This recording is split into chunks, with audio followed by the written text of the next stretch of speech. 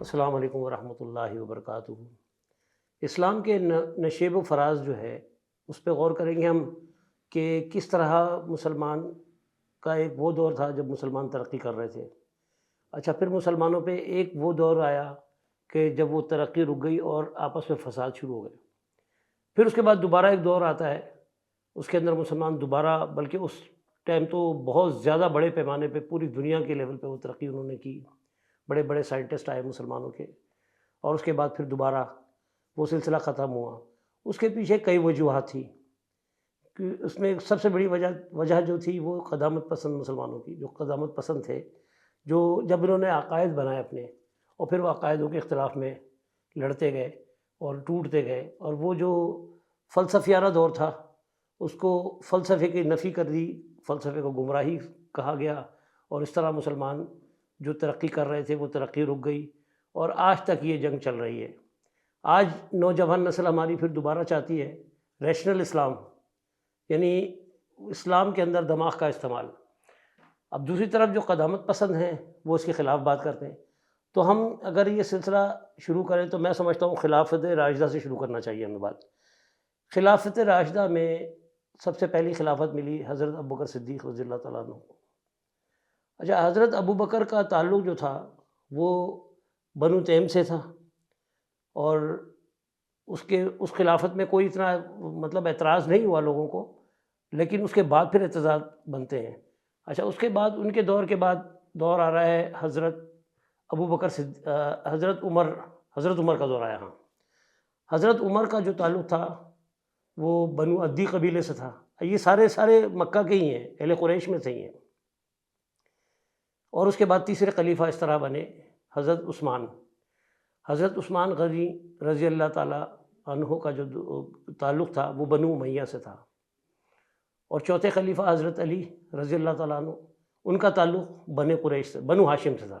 ہیں تو سب قریشی لیکن بنو ہاشم سے تھا۔ اور حضرت عثمان کے دور میں کچھ تنازعات بڑھ گئے، اور کچھ لوگوں کا یہ کانسیپٹ تھا کہ حضرت علی کو خلافت جو ہے وہ پہلی ملنی چاہیے تھی، اور حضرت علی کے ساتھ زیادتی ہوئی، یہ بنو ہاشم سے باہر کیسے نکلی۔ اگر ایک طرف دیکھا جائے تو اس کے اندر وہ خلافت جو تھی وہ منصفانہ تھی، اگر آپ غور کرتے ہیں کہ جس میں چاروں قبیلوں کو موقع ملا حکومت کرنے کا، اور یہ وہ دور تھا جب پولیٹکس اپنے عروج پہ تھی، اسلامی سیاست۔ تو اس کے اندر سیاست میں ہمیشہ یہ ہوتا ہی ہے، لیکن اس کا نتیجہ یہ ہوا، اس طرح کے تنازعات سے نتیجہ یہ نکلا آخر میں کہ 30 سال کے بعد، یعنی ٹوٹل 30 سال خلافت چلی، اور 30 سال کے بعد اختلافات اتنے بڑے کہ وہ خلافت کا خاتمہ وہاں سے ہوا اور ملوکیت کا سلسلہ شروع ہو گیا۔ کہتے تو وہ خلیفہ ہی ہیں اس کو، لیکن حقیقت میں وہ پھر خلافت نہیں بلکہ ملوکیت رہی۔ اس کو ملوکیت ہم اس حساب سے کہہ سکتے ہیں، بلکہ اس پہ مولانا مودودی صاحب نے ایک بڑی اچھی کتاب لکھی ہے خلافت و ملوکیت، جس پہ علماء نے بڑا اعتراض بھی اٹھایا اور ان پہ فتوے بھی لگائے کہ ان کو یہ کتاب نہیں لکھنی چاہیے تھی، اس طرح مسلمانوں کے اندر جو ہے نا یہ نفرتیں پیدا ہوتی ہیں، اور یہ جو بھی تھا، لیکن بہرحال انہوں نے جو بھی بیان کیا وہ حقیقت تھی۔ اور مولانا مودودی صاحب جو تھے وہ کوئی عالم تو نہیں تھے، لیکن وہ پڑھے لکھے آدمی تھے، باشعور آدمی تھے، اور ان کی سب سے بڑی کوالٹی یہ ہے کہ حالانکہ وہ صحافی تھے، لیکن ان کی ذہین آدمی تھے، اور علم کے اوپر عبور تھا ان کا مطالعہ بڑا گہرا تھا، تحقیق تھی۔ تو بہرحال انہوں نے اپنے حساب سے جو کام کیا، اور اگر دیکھا جائے تو ان کی خدمات کو کوئی رد نہیں کر سکتا، بلکہ ان کی اگر وفات ہو رہی ہے تو یعنی جن علماؤں نے ان کو سراہا، اس کے اندر بڑے بڑے عرب علماء بھی شامل ہیں جو ان کی بڑی عزت کرتے ہیں، ان کی تصانیف یونیورسٹیز میں پڑھائی جاتی ہے۔ تو بہرحال یہ سلسلہ اگر ہم دیکھیں، بنو امیہ کی ہم بات کرتے ہیں تو بنو امیہ والوں کے جو بات تھی کہ بنو امیہ میں خلافت ہونی چاہیے۔ پھر اس کی بہت ساری روایتیں بھی ملتی ہیں کہ اللہ کے نبی کے فرمان کے مطابق ایسا تھا، جبکہ ان باتوں کی ہم بات کریں گے اس دور کے حساب سے۔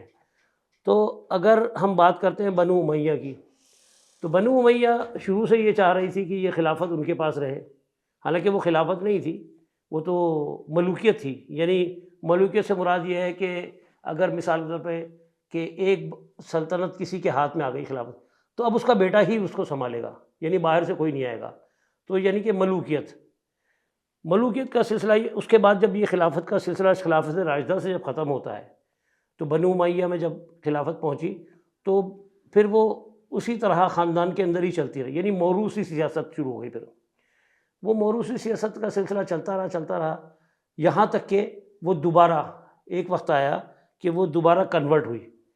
اب یہ موروثی سیاست کا جو سلسلہ شروع ہوا تھا، یہ میں جو آپ کو بتا رہا ہوں، یہ میں نے جتنی بھی نکالی ہے سب نیٹ سے نکالی ہے معلومات۔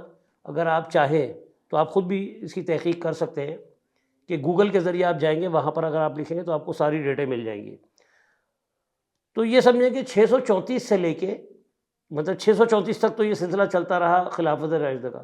اس کے بعد 634 سے جو سلسلہ بنو امیہ کے ہاتھ میں جب یہ خلافت گئی اور وہ موروثی سیاست بن گئی، تو یہ 750 تک یہ سلسلہ چلتا رہا، اور ان 750 تک جو سلسلہ چلا ہے اس میں کچھ دور اچھا بھی گزرا، لیکن زیادہ تر دور جو ہے وہ تنازعات پہ ہی رہا۔ جس طرح اگر میں آپ کو ایک واقعہ یاد دلاتا ہوں، حجاج بن یوسف کی جو شخصیت تھی وہ بڑی متنازع رہی۔ کہیں ان کا کردار جو ہے بڑا تعریفی ملتا ہے، اور کہیں ان کا کردار بڑا ایسا ملتا ہے کہ جس سے لوگوں کو بڑی تکالیف ہو رہی ہیں۔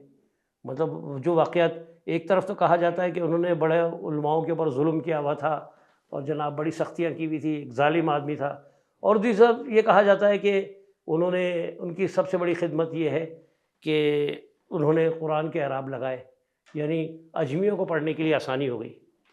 تو یہ جو معاملہ تھا وہ اصل میں ایسا تھا کہ اختلافات اتنے زیادہ عروج پہ تھے کہ کسی کے اچھے کام ہوتے تھے، اگر اس کی نفی کرنی ہے تو ان منافرت کے اندر اس کی توہین ہی چلتی رہی، بھلے وہ اچھے کام بھی کرتا رہا، اور اگر کوئی مطلب برے کام بھی کر رہا ہے لیکن اگر اس کو حمایت حاصل ہے تو بس پھر وہ اچھا ہے۔ تو اسی طرح جس طرح آج بھی اگر ہم دیکھیں تو سیاست میں یہی ہوتا ہے کہ اگر میں کسی سیاستدان کو کہوں گا کہ یہ کرپٹ ہے، یہ ملک کے لیے نقصان دہ ہے، لیکن اس کے ماننے والے وہ کہتے ہیں نہیں جی یہ تو کرپٹ ہے ہی نہیں، اس سے اچھا تو آدمی ملک کو مل ہی نہیں سکتا۔ تو یہ ہمیشہ سے یہ ہے کہ اگر دیکھا گیا ہے کہ طرف داری جس کو کہتے ہیں، اچھا مسلمانوں کا یہ سلسلہ کچھ زیادہ ہی ہے اس سلسلے میں کہ اگر کسی کی ہم طرف دار آج بھی دیکھ لیں کہ اگر کوئی کسی جماعت کے ساتھ یا کسی عقیدے کے ساتھ جڑا ہوا ہے تو وہ اپنے عقیدے کے خلاف کوئی برائی برداشت نہیں کر سکتا، کہ اگر کوئی دکھائے نا کہ اس عقیدے میں یہ برائی ہے تو وہ کسی صورت نہیں مانے گا، بلکہ ان کے علماء بھی اس کو دھونے میں لگے رہتے ہیں کہ کسی طریقے سے ثابت ہو کہ یہ اچھا عمل ہے۔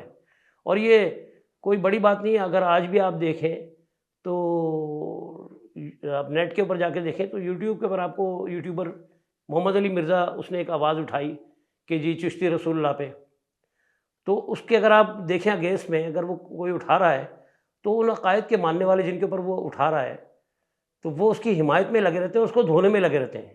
غلطی کو وہ کہتے ہیں نہیں جی وہ مقصد کچھ اور تھا کہنے کا، انہوں نے یہ کہا تو اس نظریے سے نہیں کہا، یعنی اس اپنے نظریے کا دفاع کرنا۔ اور یہ سلسلہ پہلے بھی تھا، اب کچھ زیادہ ہو گیا ہے۔ تو اب اس سے پہلے ہم یہ کہ اس کے اوپر یہ بات پہ غور کریں کہ اس کا حل کیا ہے، ہم حل پہ جائیں گے بالکل آخر میں۔ تو ابھی ہم اس طرح کرتے ہیں کہ اس کو دیکھتے ہیں کہ آگے جب یہ سلسلہ بنو امیہ کا ختم ہوا، ایک وقت آیا کہ بنو امیہ کا یہ سلسلہ بھی ختم ہو گیا، اب بنو امیہ سے خلافت جا رہی ہے بنو عباس کے پاس۔ اچھا اب بنو عباس جو ہے وہ اب یہ کہہ لیں کہ اللہ کے نبی صلی اللہ علیہ وسلم کے چچا تھے عباس، تو ان کے جو 4 بھائی تھے نا، جس میں حضرت حمزہ ہے اور حضرت عبداللہ ہے۔ حضرت عبداللہ کا جو خاندان چل رہا ہے وہ سمجھو اللہ کے نبی کا سلسلہ ہے کہ اس میں وہ پیدا ہوئے۔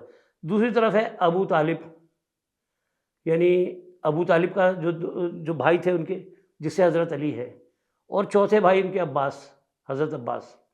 تو یہ سلسلہ اگر آیا تو حالانکہ یہ چاہ رہے تھے کہ یہ بنو ہاشم کے اندر ہی یہ اس سلسلے یعنی بنو ہاشم یہ 4 ہو گئے، تو سب کا تصور یہ تھا کہ اگر یہ خلافت اگر ملتی ہے تو بنو ہاشم میں یہ حضرت علی کو ملے گی، کیونکہ وہ اللہ کے نبی صلی اللہ علیہ وسلم کے داماد بھی ہیں، اور اسلام لانے والوں میں بچوں میں سب سے چھوٹے، وہ سب سے پہلے انہوں نے اسلام قبول کیا تھا. تو یعنی جو ان کے ماننے والے تھے ان کا یہ تھا کانسیپٹ. لیکن وہ جب سلسلہ یہ چلا، تنازعات بڑھے، تو یہ خلافت مل گئی کن کو؟ بنو عباس کو. حالانکہ خاندان ایک ہی ہے، لیکن اس پہ بھی تنازع رہا کہ یہ یہاں پر کیوں نہیں ہے. تو یہ سلسلہ تنازعات کا ختم نہیں ہوا، لیکن ایک فائدہ ہوا. اس سے ایک فائدہ یہ ہوا کہ خلیفہ منصور، پھر اس کے بعد مامون رشید، اور پھر ہارون رشید ہے، پھر مامون رشید ہے. تو یہ مطلب جتنے بھی تھے ان کے اندر اسلام میں کافی بہتری آئی، اور اسلام کا نظام بہت بہتر ہونے لگا. بلکہ ڈاکٹر اسرار احمد کے بیان کو میں نے سنا تو انہوں نے بڑی تعریف کی. انہوں نے تو یہ کہا کہ 100 سال جو ہے نا مسلمانوں کے پیک کے تھے وہ، جس کے اندر مسلمانوں نے بہت ترقی کی. اگر ہم غور کرتے ہیں کہ ٹھیک ہے، وہ انہوں نے بالکل صحیح کہا کہ 100 سال تو بہت اچھے تھے، لیکن وہ جو 100 سال کے بعد 750 میں اگر جب عیسوی میں یہ ان کے ہاتھ میں آئی حکومت، تو ایک دم صحیح نہیں ہوا. وہ رفتہ رفتہ گریجولی اٹھنے لگا. بلکہ 8ویں صدی میں ہم جب 800 کی سیریز میں ہم پہنچ رہے تھے تو اس میں بہت اچھے لوگ بھی ملے، اور سائنسی ترقی بھی ہوئی. اور دوسری طرف اگر دیکھا جائے تو امام ابو حنیفہ ایک سائڈ پہ. اب میں ان کو 2 حصوں میں کر لیتا ہوں آسان سمجھنے کے لیے. ان کو یہ اس طرح تصور کر لیں کہ میرے سیدھے ہاتھ پہ ایک گروپ ہے جو قدامت پسندوں کا ہے، یعنی عقائد پرست کہہ لیں. اور دوسرے ہاتھ پہ میں کہہ دیتا ہوں کہ یہ ریشنل اسلام والے ہیں، کہ جو دماغ کو استعمال کرنے کی بات کرتے ہیں، اور فلسفے والے. ان کو میں 2 حصوں میں کر رہا ہوں، ایک فلسفے والا اور ایک عقیدے والا. اچھا، تو 800 کے اندر جو دور آیا تو اس کے اندر ہمارے پاس کچھ نام میں نے لکھے. یہ 800 کے اندر مل رہے ہیں امام ابو حنیفہ، ٹھیک ہے. یہ 700 کے بعد مطلب یعنی جو مل رہے ہیں نا 750 کے اندر، یہ 800 سے پہلے، بلکہ یہاں سے شروع کرتے ہیں. 750 کے بعد ہمیں جو حضرات مل رہے ہیں، یہ عقائد پرست کی بات ہو رہی ہے. اس میں 767 عیسوی کے اندر امام ابو حنیفہ ہیں، اور اس سے 2 سال پہلے 765 میں امام جعفر بھی ہیں، ٹھیک ہے. اور امام مالک کا دور بھی یہی تھا، 795 المتوفی. تو اگر یہ دیکھا جائے تو یہ حالانکہ یہ وہ شخصیات ہیں کہ جس ٹائم یہ بنو امیہ کے اندر جو خلافت ٹوٹی تھی، یہ اس وقت بھی موجود تھے. یہ تینوں اشخاص اس وقت بھی موجود تھے، اور جب یہ کنورٹ ہوئی بنو عباس کی طرف تو اس وقت بھی موجود تھے. اچھا، ان میں سے کچھ اختلافات بھی انہوں نے، اچھا ان کو اختلافات تھے، بنو عباس سے اختلافات تھے ان کو. امام مالک کو تھوڑی دیر کے لیے میں ہٹا دیتا ہوں، ٹھیک ہے. وہ اس لیے ہٹا رہا ہوں کہ یہ ان کا رجحان جو ہے وہ انہوں نے موطا مالک بھی لکھی. اچھا، ان کو کیونکہ سیاستہ میں شامل نہیں کیا گیا، جبکہ یہ پیور عرب تھے. باقی جنہوں نے بھی حدیثیں لکھی ہیں وہ ان میں سے کوئی بھی عرب نہیں ہے سوائے ان کے.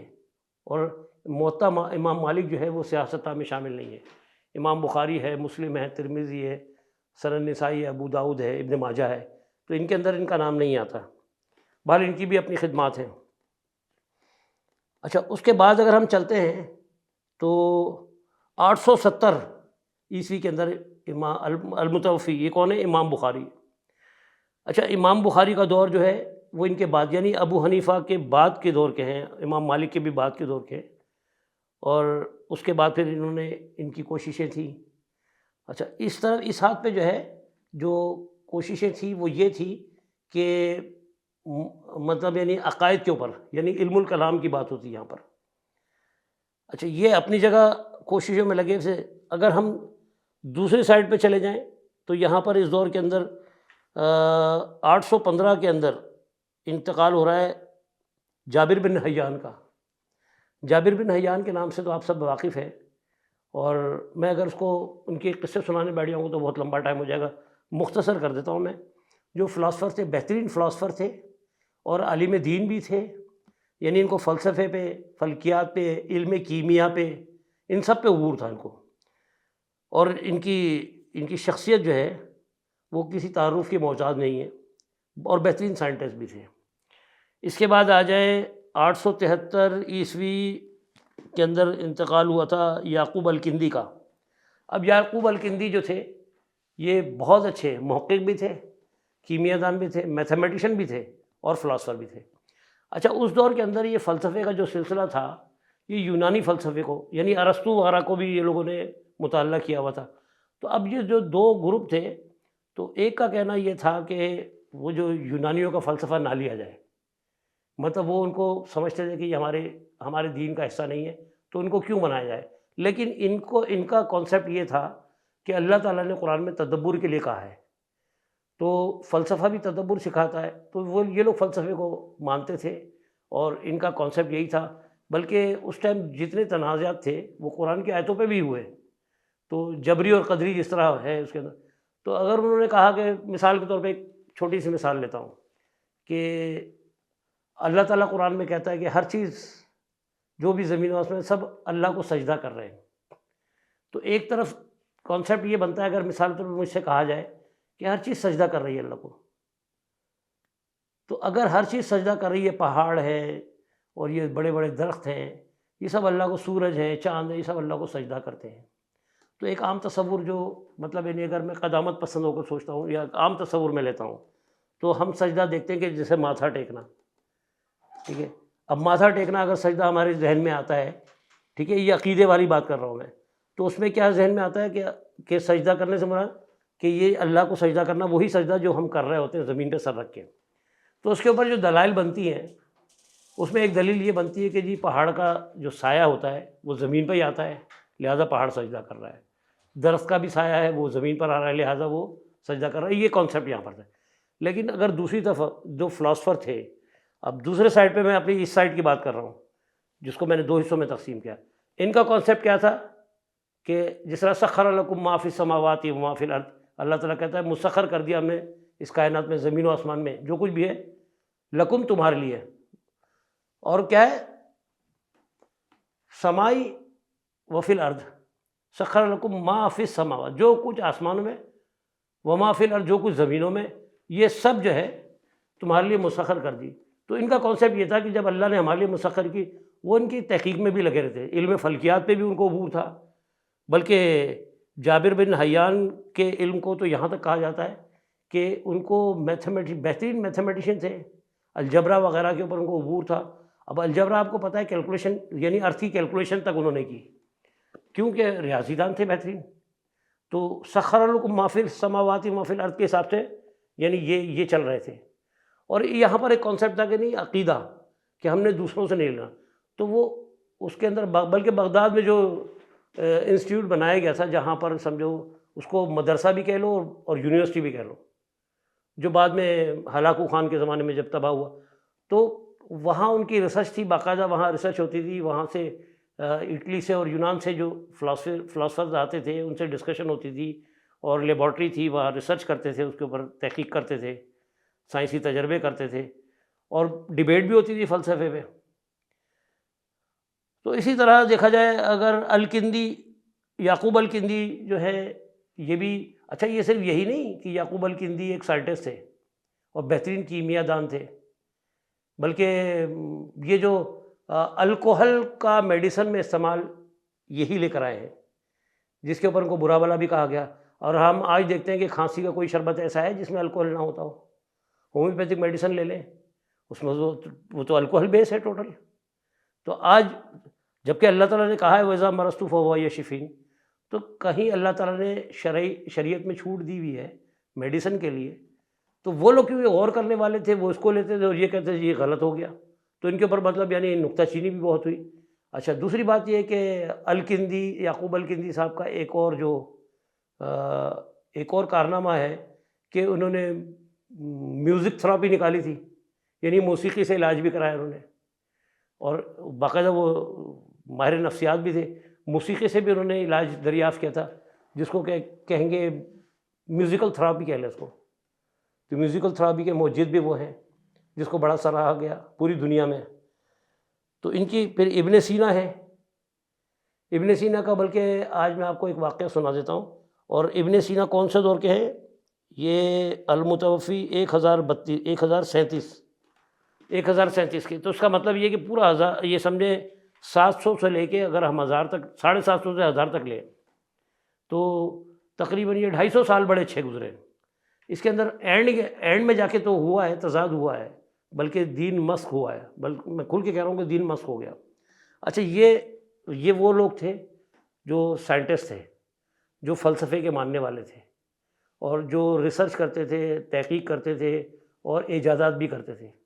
اب میں آتا ہوں اپنی دائیں طرف، جہاں پر میں چل رہا تھا۔ امام ابو حنیفہ ہیں، امام جعفر ہیں، امام مالک، یہ تو شروع کے ہیں، عباسی دور کے اندر جو اسٹارٹ ہوتے، یہ سینئر لوگ تھے، یہ بنو امیہ کے دور سے دیکھتے ہوئے آ رہے تھے، تو یہ سب تبدیلیاں ان کے سامنے ہوئیں۔ اب اس کے بعد ہم چلتے ہیں، امام بخاری کا جب دور آیا، 870 میں ان کی وفات ہو رہی ہے، تو اس کا مطلب ہے 850 میں پکڑ لیں کہ آپ، یہ بڑا زور تھا روایتوں کا۔ اس کے بعد آ گئے امام غزالی۔ امام غزالی کی وفات ہو رہی ہے 1111 میں۔ تو امام غزالی کا جو دور تھا، امام غزالی خود بھی مفکر بھی تھے اور فلسفہ بھی جانتے تھے۔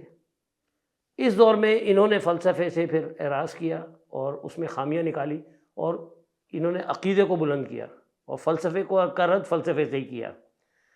تو ان کو حجت اسلام بھی کہتے ہیں، ان کا لقب بن گیا حجت اسلام۔ تو صوفیت کے سردار بھی یہی ہیں، اگر دیکھا جائے تو صوفیت کا کانسیپٹ بھی لانے والے، مسلمانوں میں صوفیت کو عام کرنے والے یہی تھے۔ اس سے پہلے صوفیت کا کانسیپٹ اتنا نہیں تھا جتنا ان کے آنے کے بعد یہ بڑھا۔ پھر اس سے ہم آگے چلتے ہیں، تو آگے ہمارے سامنے آ رہے ہیں مولانا رومی۔ مولانا رومی کے آنے کے بعد فلسفہ تو رہ گیا ایک طرف، یہ صوفیت بہت زور پکڑ گئی۔ اچھا، مولانا رومی جو تھے وہ حالانکہ عمر میں یہ شمس تبریز سے بڑے تھے۔ اب شمس تبریز جو ہے وہ ان کی وفات ہوئی ہے 1248 میں، تو یہ شمس تبریز کے شاگرد بن گئے، ان کی شاگردی میں آئے، اور شمس تبریز سے انہوں نے علم حاصل کیا۔ اب مولانا رومی کا ایک قصہ بڑا مشہور ہے، میں آپ بہت چھوٹا سا قصہ ہے وہ سنا دیتا ہوں، بلکہ میں کیا سناؤں، یہ قصہ آپ نیٹ پہ جائیں گے تو آپ کو یہ قصہ آپ نے تقی عثمانی صاحب نے بھی سنایا ہے اپنے بیان میں، مولانا طارق جمیل نے بھی یہ قصہ ایز اٹ از سنایا ہے۔ میں وہی پہلے اس قصے کو میں اسی طرح سے آپ کو بیان کر دوں جو انہوں نے سنایا ہے۔ تو وہ قصہ کچھ اس طرح ہے کہ مولانا رومی جو ہے بڑے عالم فاضل آدمی تھے، پڑھے لکھے آدمی تھے، فلسفہ بھی جانتے تھے، اور دوسری طرف یہ عقائد کو بھی پہچانتے تھے۔ تو یعنی عقیدے کا علم بھی ان کے پاس تھا، یعنی جس کو کہہ لیں آپ علم الکلام۔ اب یہ ہمارا موازنہ یہی ہے کہ اب میرے سمجھ لیں کہ اس طرف علم الکلام چل رہا ہے اور اس طرف فلسفہ چل رہا ہے، ان دونوں کا کمپیریزن کر رہے ہیں ہم، کیونکہ رزلٹ ہم نے اسی سے نکالنا ہے۔ تو جس ٹائم یہ امام مولانا رومی جو تھے، جب وہ ملے کن سے، ان سے شمس تبریز سے، تو شمس تبریز کا وہ واقعہ کہ جی ان کے پاس کتابیں تھیں، اور وہ شمس تبریز سے جب ملے تو انہوں نے ان سے پوچھا یہ کیا ہے، ٹھیک ہے، تو انہوں نے دیکھا کہ جاہل آدمی ہے، بالکل ان پڑھ سا، بالکل حلیہ بھی ایسا ہی ہے، تو انہوں نے ان کی کتابیں لے کے کنویں میں ڈال دیں۔ اب وہ کتابیں ڈال دی، اب وہ فارسی میں ہے کہ یہ چیز، تو وہ یہ کیا ہے جو پوچھ رہے تھے۔ انہوں نے جب دیکھا تو انہوں نے کہا کہ یار تم نے کیا کرا، میرا تو ساری محنت میری ضائع کر دی، میں نے اپنے ہاتھ سے یہ کتابیں لکھی تھی اور یہ تو بڑی قیمتی تھی۔ جب ان کو ڈانٹ ڈپٹ کی تو وہ کنویں میں اتر کے باہر کتابیں انہوں نے نکالی۔ اب کچھ لوگ بیان کرتے ہیں کہ وہ انہوں نے ہاتھ بڑھایا اور کنویں سے نکال لی، کچھ لوگ کہتے ہیں کہ جی وہ کنویں میں اتر گئے اور انہوں نے باہر کتاب میں باہر نکال لی انہوں نے، اور جب کتابیں نکلی تو کتابیں بالکل سوکھی تھیں، مطلب وہ گیلی تک نہیں ہوئی پانی میں جانے کے باوجود۔ یعنی ایسا ایک معجزہ ہوا یا کرامت ہو گئی کہ وہ کتابیں جو ہے وہ سوکھی تھی۔ تو وہ بڑے ہوئے، جب انہوں نے پوچھا یہ کیا ہے، تو انہوں نے کہا یہ وہ ہے جو تم نہیں جانتے۔ جیسے انہوں نے کہا تھا کتابوں کے بارے میں یہ کیا ہے، تو انہوں نے کہا تھا کہ تم نہیں جانتے یہ کیا ہے، تو انہوں نے اٹھا کے کتابیں پھینک دی تھی۔ اب جب وہ واپس نکالی کتابیں انہوں نے، تو وہ کتابیں سوکھی تھیں، یعنی وہ گیلی ہونی چاہیے جب پانی میں گر گئی ہیں تو، لیکن جب وہ کتابیں نکل رہی ہیں تو کتابیں بالکل سوکھی ہیں۔ تو اس پہ انہوں نے پوچھا کہ یہ کیا ہے، تو انہوں نے کہا یہ وہ ہے جو تم نہیں جانتے۔ تو وہ ان کے مرید ہو گئے، اور اس کے بعد انہوں نے مطلب یعنی شاعری شروع کر دی۔ ان کا کہنا مطلب کچھ سال وہ ان کے ساتھ رہے، اور انہوں نے کہا ان کے اندر اتنا کشف آ گیا کہ انہوں نے کہا، اس کے بعد سے انہوں نے، مولانا رومی نے، حکایت رومی بھی ان کی کتاب ہے، انہوں نے بہرحال پھر اس کے بعد شاعری شروع کر دی، اور وہ پھر وہ صوفیت کے بیان اس کے اندر بہت سارے ہیں۔ اچھا، اسی دوران اگر ہم دیکھتے ہیں ایک اور شخص ابن عربی کے نام سے. اچھا، ابن عربی کا جو دور ہے یہ وہ دور ہے جب سلجوق ریاست بن گئی تھی. یعنی یہ جو ان میں تنازعات ہوتے رہے، ان میں عباسیوں میں، تو عباسی حکومت تو خلافت تو وہ کہلائی، لیکن اس پہ راج تھا سلجوقوں کا، یعنی آخری ٹائم میں. اور سلجوق طاقتور تھے، اور جب وہ ان کے ریاست ان کے ہاتھ میں چلی گئی تو اس ٹائم پہ ابن عربی، شاید آپ کو یاد ہوگا، اگر آپ نے وہ ڈرامہ دیکھا ہو ارطغرل غازی. تو ارطغرل غازی کے اندر آپ کو وہ کردار آپ کو واضح نظر آئے گا ابن عربی کا. اس میں بھی آپ کو مل جائے گا کہ وہ اپنا صوفی کلام بیان کرتے ہیں، اللہ اللہ کر کے جھوم رہے ہوتے ہیں اور ورد کر رہے ہوتے ہیں. تو وہ اس میں تھوڑی سی جھلک صوفیت کی اس میں بھی دکھائی گئی ہے. تو بہرحال ان کا دور آیا. اچھا، ان کے دور میں ہی ایک کانسیپٹ اور وجود میں آیا، وحدت الوجود کا. اب یہ جو دین میں ایک بہت بڑا ایک نیا اضافہ آیا تو وحدت الوجود کے نام سے. اب یہ کوئی معمولی بات نہیں ہے، اس میں اللہ کی وحدانیت پہ بھی انگلی اٹھتی ہے. اب وحدت الوجود کی اگر آپ ڈیپتھ میں جائیں گے، بہتر ہے یہ کہ میں بجائے کہ میں آپ کو بیان کروں وحدت الوجود کے اوپر آپ کوئی کلپ نکال کے دیکھ لیں، یا میں اس کا الگ سے پروگرام کر دوں گا، اس میں وضاحت کر دیں گے، ورنہ وہ بات لمبی ہو جائے گی. تو یعنی توحید کے اوپر بھی وہاں سے ضرب لگی. اس کے بعد نبوت کے اندر مطلب یعنی دو کانسیپٹ بنانا، یہ بھی انہی کا ہے. اس میں یہ کہا گیا کہ یہ ایک نبوت شرعی ہوتی ہے اور ایک نبوت جو ہے وہ عوامی نبوت ہوتی ہے. تو یہ کون جس کے اوپر آج اس کے فتنے کا رزلٹ ہم بھگت رہے ہیں مرزا غلام احمد کے نتیجے میں، کہ وہ بھی کہتے ہیں کہ تو یہ کانسیپٹ بھی وہیں سے چلا تھا ابن عربی سے.